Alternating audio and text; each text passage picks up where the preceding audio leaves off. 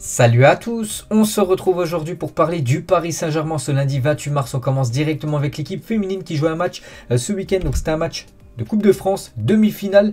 Elles étaient menées 2-0, elles ont gagné le match 4-2. Remontada des Parisiennes, donc Karchaoui, Diani, buteuse, et aussi Katoto, l'attaquante du PSG, inscrit un doublé. Donc 19 matchs, 19 buts cette saison pour Katoto. N'oubliez pas que c'est la meilleure buteuse de l'histoire du club, elle a seulement 23 ans. Et encore de nouveaux buts pour elle. Félicitations à elle, félicitations à toute l'équipe. Donc Didier Olé-Nicole, donc cette qualification est importante. Donc c'est le coach du Paris Saint-Germain féminin qui a fait cette déclaration à la fin du match. Du coup, la finale, les gars, est programmée à Dijon le 14 mai prochain. Donc voilà, les gars, petite info concernant le foot féminin. Félicitations à elle. Et n'oubliez pas, elle joue aussi un match très important, c'est après-demain, c'est du côté du Parc des Princes, un match de Ligue des Champions contre l'équipe du Bayern Munich. Donc le match est prévu à 21 h mercredi soir du côté du Parc des Princes. Donc au match aller, les Parisiennes s'est imposé 2-1, donc il faudra faire le taf pour ce match retour.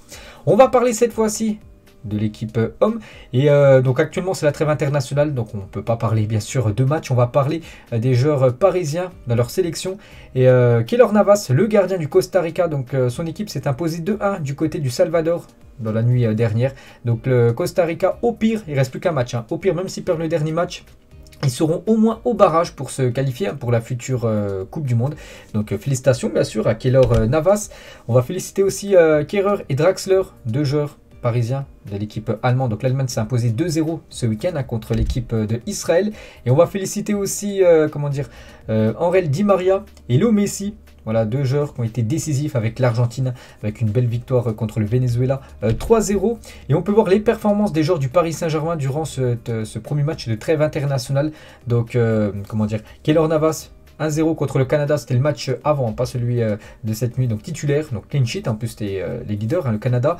Donc, Neymar les gars, Neymar ou même Marquinhos, deux joueurs brésiliens, ça a été une victoire 4-0, Neymar titulaire, un but. On peut voir sinon les joueurs argentins, donc Paredes a commencé titulaire, il n'a pas été décisif. Angel Di Maria, il a commencé remplaçant, il a joué 20 minutes, il a été buteur et passeur D en seulement 20 minutes. Et Léo Messi a été titulaire, en plus il a fait un gros match, Lionel Messi, avec l'équipe de l'Argentine, un but pour l'attaquant parisien. Avec le club, donc le PSG, donc là je dis, c'est la trêve internationale, le Paris Saint-Germain, on les retrouve dimanche prochain, dans exactement 6 jours, ça sera au Parc des Princes, ça sera contre l'équipe de Lorient, le match est programmé à 20 h 45, donc c'est le calendrier du PSG, il n'y aura pas d'autres matchs, vu que le PSG est éliminé de toutes les autres compétitions, donc jusqu'à ce 21 mai, qui sera synonyme de fin de saison, ce dernier match de la saison sera la réception de l'équipe de Metz, et on peut voir Lorient et le match d'après, ça sera le 9 avril, un déplacement du côté de Clermont. Une petite info, on peut voir que du côté de Clermont, le match est déjà à guichet fermé, voilà, pour recevoir cette équipe du Paris Saint-Germain le 9 avril prochain.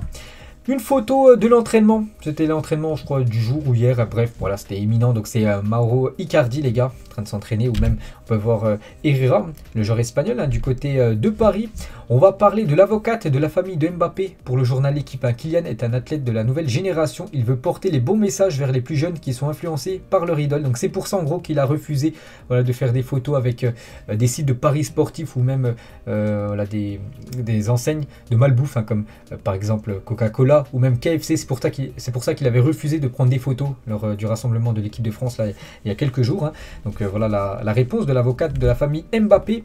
Et toujours avec Mbappé à l'entraînement hier du côté des Bleus. N'oubliez pas qu'il avait été forfait pour le match contre la Côte d'Ivoire il y a quelques jours. Il était bien présent hier, donc il devrait jouer normalement demain contre l'Afrique du Sud. On va parler des deux autres joueurs sur cette photo, donc Mbappé au milieu. On va parler de Tchouaméni et Paul Pogba. Et tout d'abord Aurélien Tchouaméni en sens, le Paris Saint-Germain, le PSG est un top club, une grande équipe, il a dit le Paris Saint-Germain c'est un top club, des grands joueurs et des grands investissements, des grands objectifs aussi et beaucoup de titres. Je considère le PSG comme une grande équipe, voilà. Beau message comme de Tchouaméni envers l'équipe parisienne. N'oubliez pas que c'est un joueur de l'AS Monaco. Et le PSG est bien intéressé par Aurélien Tchouaméni, mais la priorité au milieu de terrain reste Paul Pogba. Donc c'est pour ça qu'on parlait des trois joueurs sur la photo. Mbappé, donc Tchouaméni intéresse le Paris Saint-Germain, ça c'est une bonne nouvelle, c'est un joueur vraiment pour l'avenir. Tchouaméni, je sais qu'il y a le Real Madrid qui est sur le coup, pourquoi pas pour le joueur français de rester en France et d'aller du côté de Paris, ce serait une magnifique recrue bien sûr pour le PSG, c'est un joueur milieu de terrain pour l'avenir, ce joueur. Et on va parler, donc l'AS Monaco a fixé son prêt à 60 millions d'euros, je pense pas, c'est un problème pour l'équipe parisienne bien sûr s'ils veulent s'offrir Tchouaméni. On va parler cette fois-ci de Paul Pogba, parce que je l'ai dit avant, donc la priorité quand même au milieu de terrain, voilà, si on a, les dirigeants du PSG ont le choix entre Tchouaméni et Pogba, voilà, il verrait plus comme Paul Pogba. Et donc même si Tchouaméni bien sûr peut être aussi une option. Hein. Donc le PSG est bien intéressé par Aurélien Tchouaméni. Mais la priorité reste à ce poste. Paul Pogba, le club parisien veut absolument dégraisser à ce poste cet été en milieu de terrain. Il y a beaucoup de milieux de terrain. Je pense à Wijnaldum, je pense à Herrera, je pense à Draxler. Voilà, tous ces joueurs qui jouent très peu du côté de Paris. Mais c'est des gros salaires et le problème, c'est pour le moment, aucun joueur ne veut quitter le club vu qu'ils ont des contrats en or. Ils ne veulent pas quitter bien sûr cette équipe parisienne parce qu'ils savent qu'ils toucheront beaucoup moins d'argent ailleurs. Et Pogba sur son avenir, n'oubliez pas qu'il est en fin de contrat en fin de saison, le joueur de Manchester United. Actuellement, mon avenir à Paris en France, je peux décider maintenant comme pendant le mercato, il n'y a rien de fait. Je veux déjà bien terminer la saison pour préparer le mondial et après pendant la fenêtre de mercato en juillet prochain, juin-juillet. Donc là vraiment il se concentrera, voilà, il regardera toutes les options pour lui, il verra est-ce qu'il prolongera du côté de Manchester, est-ce qu'il ira ailleurs, soit du côté de Paris. Je sais aussi qu'il y a la Juventus Turin qui s'intéresse au joueur Pogba. Et voilà PSG Community, donc un Twitter qui relaye les infos sur comment dire l'équipe parisienne, donc peut-être le futur milieu de terrain du côté de Paris. Verratti qu'il faut conserver, à Marco Verratti avec Paul Pogba et Tchouaméni, pourquoi pas, ça peut être vraiment un magnifique milieu de terrain. À noter qu'il y aurait quand même 2 Français dans les 3 milieux du côté de Paris, ce serait quand même pas mal. Lui aussi les gars, c'est un joueur français qui pourrait venir du côté du PSG les gars, ça concerne Dembélé. Le journal AS annonce que Ousmane Dembélé a donné son accord pour rejoindre le PSG cet été. Il est en fin de contrat, en fin de saison et ça aussi ça peut être vraiment une belle recrue pour l'équipe parisienne. Un énorme talent Dembélé et surtout un talent qui pourrait arriver gratuitement au club. Donc ça aussi ça pourrait se faire côté parisien. Et toujours avec le PSG, donc là une info plutôt à prendre quand même avec des pincettes. Pourquoi? Parce que le PSG est dans la course pour recruter Rafinha.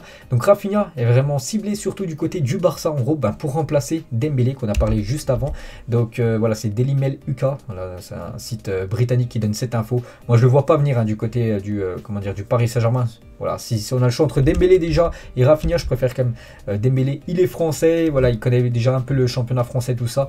Puis je pense il s'intégrerait mieux dans l'équipe parisienne. Après, voilà, on sait que tout peut arriver dans le football et pourquoi pas recruter les deux. Là, ce serait bien sûr encore mieux. On va parler de Marquinhos qui va bien prolonger au Paris Saint-Germain. Donc, il ne reste plus qu'à savoir si ça sera jusqu'en juin 2026 ou en juin 2027, d'après Fabrizio Romano. Voilà, c'est imminent. La prolongation de contrat pour le défenseur Marquinhos. Quelques déclarations de Blaise Matuidi, ancien joueur du PSG. Aujourd'hui, on doit quand même se réjouir de ce qu'est devenu le Paris Saint-Germain pour être arrivé au début de l'ère qatarienne. Je mesure combien, le chemin parcouru depuis 2011 jusqu'à cette année 2022, même si l'objectif ultime du PSG n'a toujours pas été atteint, remporter la Ligue des Champions.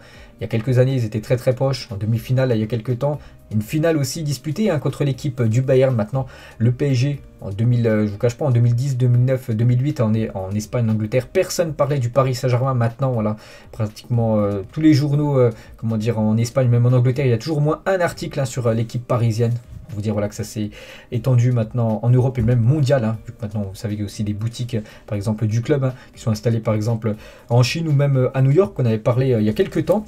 Donc, c'est vrai qu'il y a eu énormément de chemin parcouru depuis quasiment 10 ans. Et toujours avec Matuidi, donc améliorer le futur PSG. Il a dit qu'il pourrait peut-être y avoir davantage de joueurs représentant réellement le club quand on revisite les meilleures années du Real Madrid ou du Barça. On retrouve 5 ou 6 joueurs espagnols. Cette base-là me semble importante. Donc, en gros, il dit que c'est vrai qu'il y a quand même peu de joueurs français du côté de cette équipe du Paris Saint-Germain. Paris, c'est comme la capitale de la France. Donc pour Matuidi, il aimerait prendre l'exemple du Real Madrid, du Barça. Quand c'était le grand Real, grand Barça, il y avait beaucoup de joueurs espagnols dans ces deux équipes. Donc en gros, il aimerait qu'il y ait beaucoup de Français du côté de Paris. Donc il y a Mbappé, il y a Kimpembe, mais voilà, il n'y en a pas énormément. Il doit y en avoir des autres que j'ai vu, Kurzawa, tout ça, mais bon, c'est pas des cadres. Mais peut-être avec Paul Pogba, avec Tchouaméni, qui joue en équipe de France avec Dembélé. Voilà, ça peut être bien sûr peut-être une base pour reconstruire tout simplement le Paris Saint-Germain et bien sûr gagner enfin cette Ligue des Champions dans les prochaines années. Christopher Nkunku, ancien parisien, donc voilà, sur son départ du PSG, il a dit: je ne vis pas dans le passé. Quand j'ai fait le choix de partir, l'idée était d'abord de trouver un projet où je me sens concerné et important de l'équipe. Chose faite maintenant du côté de Leipzig. Le fait d'avoir ce rôle important m'a mené aujourd'hui en équipe de France. Il n'a pas tort. C'est vrai que peut-être qu'il aurait été encore joueur du Paris Saint-Germain. Peut-être qu'il jouera encore très peu du côté de Paris. Peut-être qu'il n'aurait jamais été appelé par Deschamps. c'est peut-être un bon choix de carrière hein, pour Nkunku d'avoir quitté l'équipe parisienne pour rejoindre Leipzig, où là vraiment il joue beaucoup. Et Moussa Diaby, les gars, par rapport au Paris Saint-Germain, lui aussi a quitté la France hein, pour rejoindre l'Allemagne, cette fois-ci du côté du Bayer Leverkusen. Le PSG reste un club à part dans mon cœur. Je peux pas vous dire si je pourrais avoir ma place, mais si j'y étais encore, je donnerais tout pour avoir le même statut que celui que j'ai actuellement à Leverkusen. Quand on pense trop à ses ex, on n'avance pas. Donc voilà, il pensera encore beaucoup au Paris Saint-Germain à Diaby. Et voilà, lui aussi un bon actuellement hein, du côté de l'Allemagne. On va parler de Fabregas, très grand copain de Léo Messi. Et le PSG n'a jamais eu un joueur comme ça dans sa vie. En parlant de Lionel Messi, il a dit à Fabregas qui prend la défense, bien sûr, de son grand copain. On parle d'un joueur qui vient d'arriver. Le PSG n'a jamais eu un joueur comme ça dans sa vie. Ils n'ont jamais eu un joueur de ce niveau dans toute leur histoire. Les supporters devraient le remercier et l'encourager que de le siffler. N'oubliez pas qu'il a été sifflé lors des derniers matchs. Léo Messi. Donc actuellement, il est en Argentine. Hein. Donc l'Argentine, il reste encore un match. Je sais plus, c'est dans la nuit, je crois, de mardi à mercredi. Dernier match de l'Argentine. Je me souviens plus de l'adversaire. Bref, bon, c'est une chose qui est sûre, hein, c'est que l'Argentine est bien qualifiée. Et Messi, après le mondial, il a dit je vais devoir faire le point sur beaucoup de choses, qu'il se passe bien ou mal. Espérons que ce soit de la meilleure manière, bien sûr, hein, pour prendre une décision concernant son futur, surtout avec l'Argentine. Est-ce qu'il va continuer ou non avec l'Albi Céleste? On en saura un petit peu plus dans quelques mois. Et sur Instagram, il a dit nous avons pu atteindre notre objectif et nous reverrons au Qatar. Si Dieu le veut, c'est toujours incroyable de jouer ici devant nos fans et ce que nous avons vécu hier a été impressionnant une fois de plus hein, du côté de la Bombonera, ce stade mythique hein, en Argentine. Et Léo Messi, les gars, Luis Suarez sont au même niveau actuellement dans les éliminatoires de la Coupe du Monde dans la zone Amérique du Sud à 28 buts pour les deux. Hein, c'est deux très grands copains. Donc une petite info de plus hein, sur Léo Messi qui a été buteur contre le Venezuela il y a quelques jours. Et on peut voir que Riquelme, ancienne légende hein, de l'Argentine, et Léo Messi, un GOAT, reconnaissent les GOAT tout simplement, deux grands joueurs argentins. On va parler d'un autre joueur argentin, c'est Angel Di Maria, lui aussi peut-être le match qu'il a disputé il y a quelques jours, en plus un but et une passe D en 20 minutes, c'était peut-être son dernier match en Argentine avec le maillot argentin. Donc c'était sûrement mon dernier match avec ce maillot de l'Argentine. Il devrait prendre du coup sa retraite internationale à la fin de cette Coupe du Monde au Qatar. Angel Di Maria.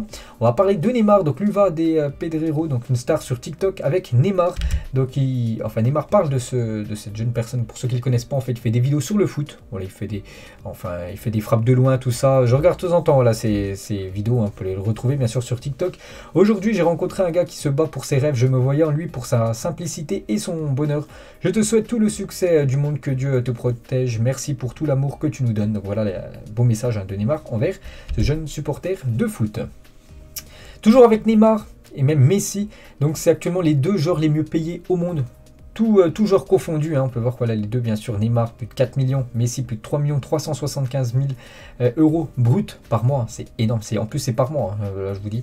Donc dans ce top 8, hein, même dans ce top 6 les gars, on peut voir même 3 Français, parce qu'on peut rajouter Kylian Mbappé en 6ème position, hein, là. 3 Français dans les 6 joueurs les mieux payés, enfin 3 joueurs du PSG plutôt, dans les 6 joueurs les mieux payés au monde. Nostalgie quand Thiago Silva délivrait le Paris Saint-Germain, c'était lors d'un match, hein, je me souviens, du côté de Chelsea, où vraiment là le PSG avait été énorme, vraiment, ils avaient été guerriers ensemble. N'oubliez pas qu'ils jouaient avec un joueur en moins, parce que Zlatan Ibrahimovic avait pris un carton rouge dans ce match, mais ils avaient quand même réussi à égaliser en fin de match, et surtout à se qualifier, et surtout à éliminer hein, cette équipe des Blues chez elle. Incroyable preuve de générosité de la part de Keylor Navas, qui a accueilli 30 réfugiés ukrainiens chez lui ces derniers jours. Hein, le portier costaricain a acheté 30 lits qu'il a installés dans sa salle de cinéma. Nourriture et vêtements ont également été fournis par le gardien du Paris Saint-Germain. Donc félicitations à lui, un grand respect à Keylor Navas. On va parler de Marco Verratti, de retour déjà à Paris. Pourtant l'Italie doit jouer encore un match, donc c'est plus un match important vu qu'ils sont déjà éliminés de la Coupe du Monde en gros. Donc c'est un match un match pour du beurre, c'est un match amical contre la Turquie, elle qui s'est fait battre contre le Portugal. Du coup il ne jouera pas ce match hein, parce que les jugés trop fatigués. Voilà, il est peut-être à bout hein, tout simplement Marco Verratti par rapport à toutes les désillusions qu'il a eues. Je vous montrerai ça juste après. Et Verratti les gars, sur Instagram, lorsque vous gagnez, il est facile de remercier tout le monde. Je veux le faire aujourd'hui après une élimination qui nous prive de la compétition la plus belle, la Coupe du Monde, la plus excitante pour nous joueurs, mais surtout pour tous les fans italiens du monde entier. C'est vrai qu'il a vécu d'énormes désillusions quand même depuis 2017, depuis 5 ans. Marco Verratti en Ligue des Champions contre le Barça, en Coupe du Monde, de la dernière Coupe du Monde, avec une élimination barrage contre la Suède. En Ligue des Champions de nouveau avec le PSG en 2019 contre Manchester. Une élimination là, il y a quelques semaines contre le Real Madrid bien sûr. Une victoire 1-0 match aller, une défaite 3-1 au match retour qui est toujours incompréhensible. Hein. On se demande encore comment le PSG a pu se faire éliminer. Et élimination en barrage de Coupe du Monde face à la Macédoine, là, il y a quelques jours, hein, en 2022. Xavi est devenu fan de rap français, hein, ce jeune joueur du Paris Saint-Germain. Il parle plutôt bien français, il est interviewé sur le PSG Inside, donc au micro du Paris Saint-Germain. Bref, donc il s'exprime vraiment très bien en français, hein, c'est quand même incroyable, lui qui a rejoint l'équipe française il y a quelques temps. Donc ma plus belle découverte à Paris quand je suis arrivé, je n'écoutais pas trop la musique française et maintenant j'écoute vraiment et des jeux rigolent avec moi, j'écoute Nino, Niska, un peu de tout. Voilà, Xavi Simone, ça c'est goûts musicaux on peut dire. Julian Draxler, les gars, veut plus de temps de jeu au Paris Saint-Germain. Ma situation en club n'est pas simple, je manque de rythme, je dois prendre du poids et jouer plus de matchs, voilà pour le futur, hein, tout simplement.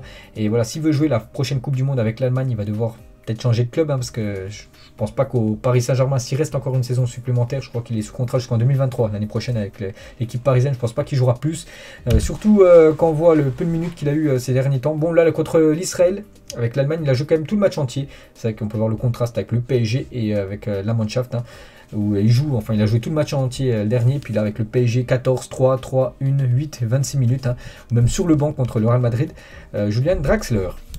Platini sur Mbappé, on a vécu 15 années extraordinaires avec Ronaldo et Messi. Il est en pole position pour le futur, l'avenir est devant lui.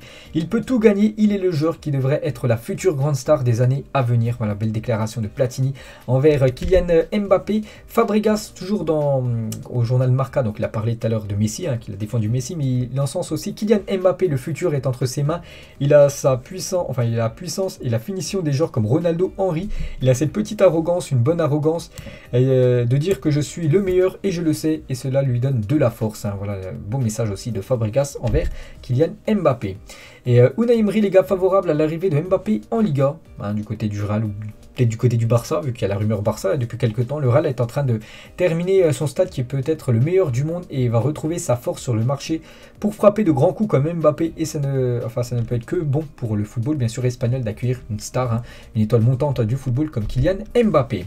Et on finit aujourd'hui les gars avec cette photo lors d'un classico. N'oubliez pas que le classico français PSG Marseille va se jouer là dans quelques semaines. Donc une photo à l'époque Mandanda qui fête son anniversaire aujourd'hui, hein, le portier marseillais, avec Zlatan Ibrahimovic bien sûr, ancien très grand attaquant de l'équipe parisienne. Donc voilà les gars, la fin de cet épisode consacré au Paris Saint-Germain. J'espère que ça vous a plu. On se retrouve demain pour le prochain numéro. Ciao à tous.